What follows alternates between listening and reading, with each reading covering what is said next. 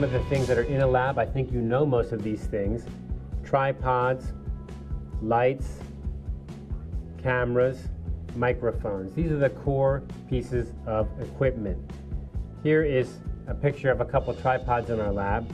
Now, one key point about a tripod is, hey, I know what a tripod is, Professor Warden, you don't need to tell me. That's really simple stuff. That's easy. I've seen that a million times. I've used it before. That may be true, but we do buy fairly expensive tripods. Each one of these tripods is around $800 US, 20,000, 25,000 NT dollars. So they're not cheap, but they have many excellent features. Many pieces of equipment in the lab have special features. That is, they do things that are special. How do you know what they do? Well, the easy way to learn is to look at the name that's on the piece of equipment and then Google it. Look it up online. Don't wait for someone to tell you. And don't just ask everything. Hey, Professor Warden, what does this do? What does that do? What does this do? What does that do? Take the initiative and try to learn yourself.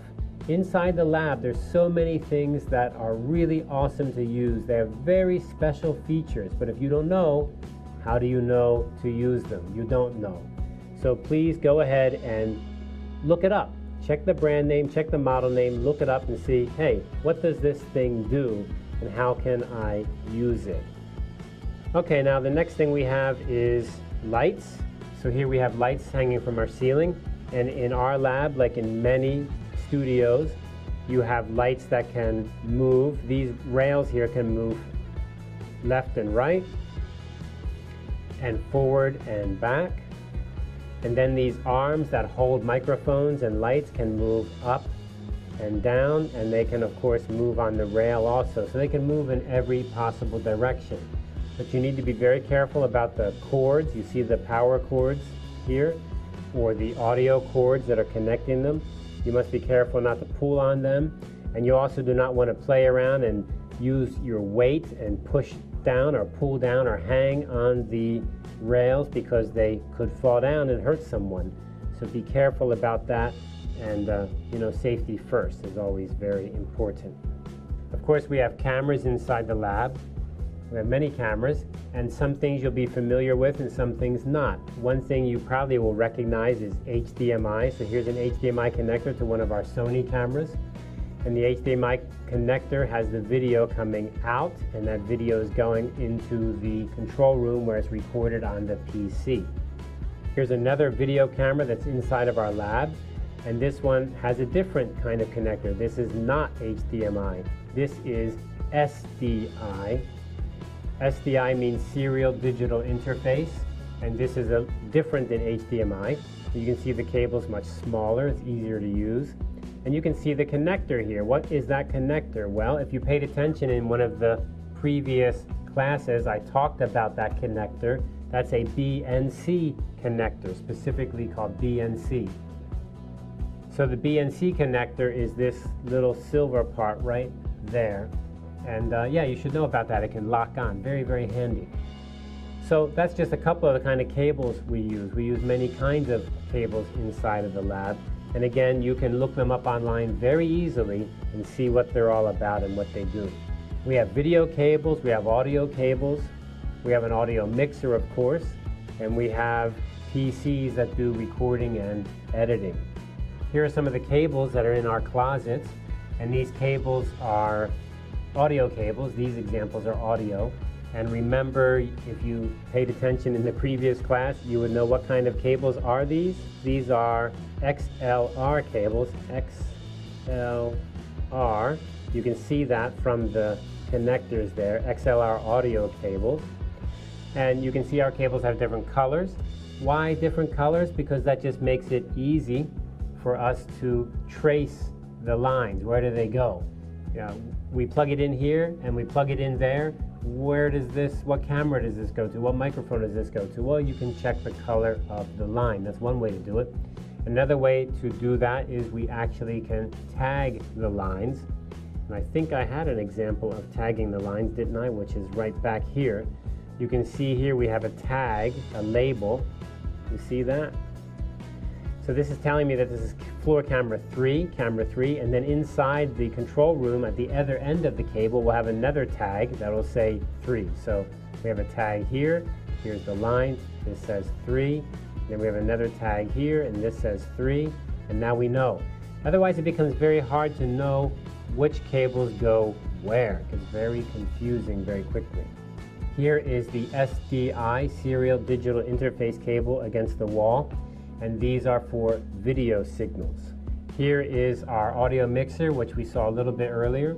It looks complicated, and that's because it kind of is complicated. It's a hard machine to kind of understand in a short time. You need to spend a lot of time with it. But again, if you get online, you check it out, you come in early, you set things up, then I think you'll learn to at least get the things that you need for your production. You may not learn everything about it, but at least what you need, you'll know.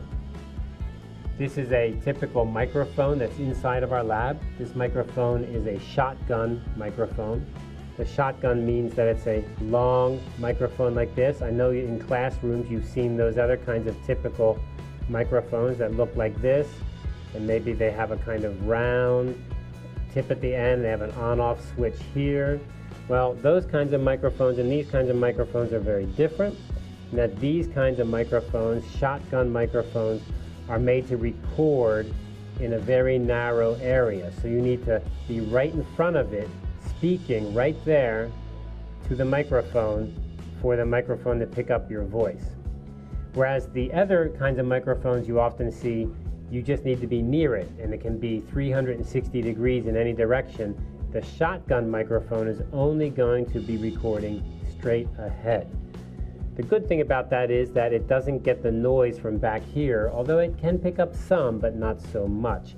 And the good thing is everything here in front is very, very clear. So we do have different kinds of microphones, although I prefer to use this kind here, the shotgun microphone. But you need to check out what kind of mics are you using, and you need to know what kind of power does your microphone need. There's a thing called phantom power. That is, this line here will send power to the microphone, or the microphone may take batteries inside. Does it need batteries? Does it have phantom power? Do you have a wire that can give it power? You need to know this, because if you don't have power to your microphone, you're going to be wondering why it's not working. And if it's not working, what do? Well, check it online. Look up its name, see if you can find information about it. There's so much information from people who make YouTube videos, but you can go to the manufacturer and look at the manual and see how to use it. Do that first. Don't take a microphone and say it's not working, what's wrong, and hit it or knock it, and in the end you find out just because you didn't put in a battery or just because you didn't know it needs phantom power. And you end up breaking the microphone even though it was perfectly fine, perfectly workable, everything was okay. That's a little bit extreme, isn't it? So please know your equipment. The last thing I say about audio, especially microphones, is test, test, test. You really need to test your microphones a lot. It's easy to think, hey, the microphone should just work. Here's a microphone, I'll plug it in, the sound will come in. My experience is that never happens. You need to test this position, this angle, that angle. Make sure the audio on the mixer is turned up to the sensitivity level you need. The output to the computer is right. There's 100 different things, and they all make the sound different. You really need to test, test, test, and make sure it's working. Now, the good thing about the studio is, for sure, using the microphone in the studio is much, much easier than using the microphone on location.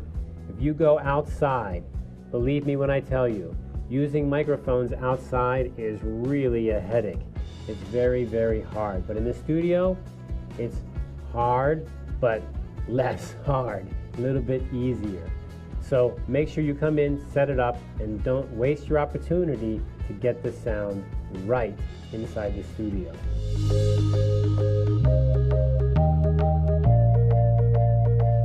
Inside the studio, we also have something to focus on. So this is called a focus chart.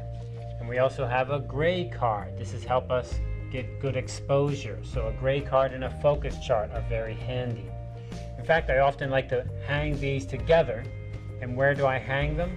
I often hang them onto my dummy. And so we've got a dummy here, and this dummy can put our focus card right here to make it easy to focus. Now the dummy helps us to test exposure, to see the dark and light comparison without having a person sit there for hours at a time, because the setup can take many hours inside of the studio. Okay, so that's that. Come back here, and yeah, so that's my dummy. Okay. So those are all things that you will often see in the studio. Try not to lose them, and it's best to know where they are so you can find them quickly.